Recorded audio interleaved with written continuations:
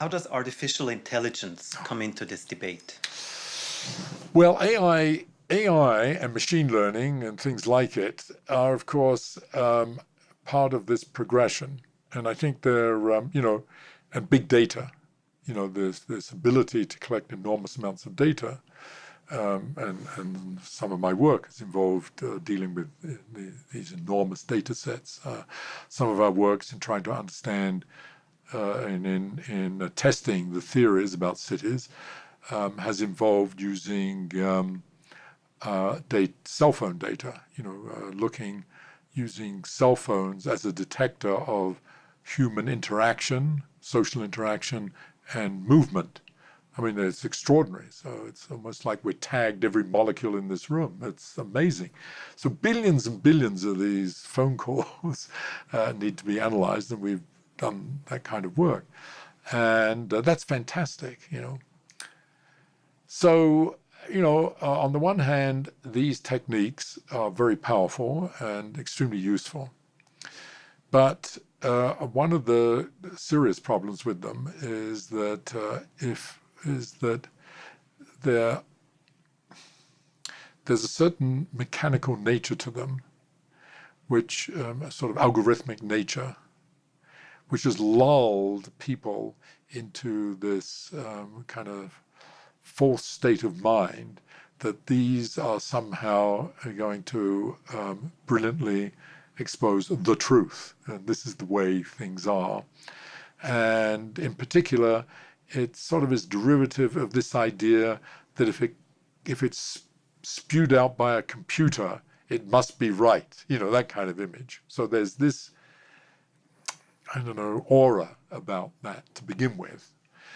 It's coupled with the IT revolution, ideas that are of data, especially promoted by Google, just simply as a search engine. It's fantastic. So all of those kinds of things. So as a package, it's very seductive. But the problem is that it would be dangerous, stupid, and highly counterproductive to think that that's going to supplant science, the traditional scientific methodology, observation, experiment, data, phenomenological theories or phenomenological models leading to conceptual theories, mathematizable, and so on, which are predictive and which are general. And it's the great power of much of science, is that it's general.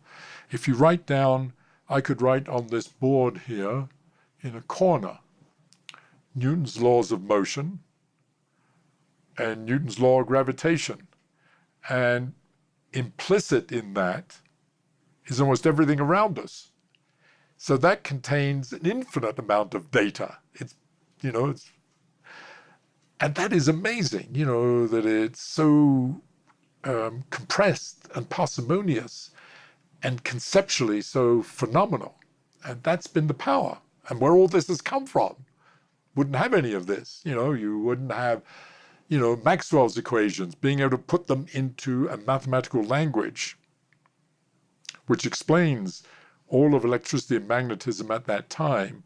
And then the human mind realizing for that equations to be consistent predicts electromagnetic waves, that light is an electromagnetic wave and that we can transmit electromagnetic waves.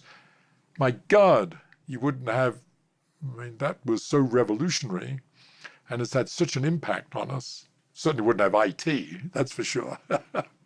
So that is extraordinary. So we need to keep that. So I am a big fan, frankly, of all of these techniques. I'm fine with them. I'm not a fan of people that raise it to the level at which it is the dominant mode in which we do science. And I'm afraid that is beginning to happen more and more, especially in sort of the greater culture of Silicon Valley.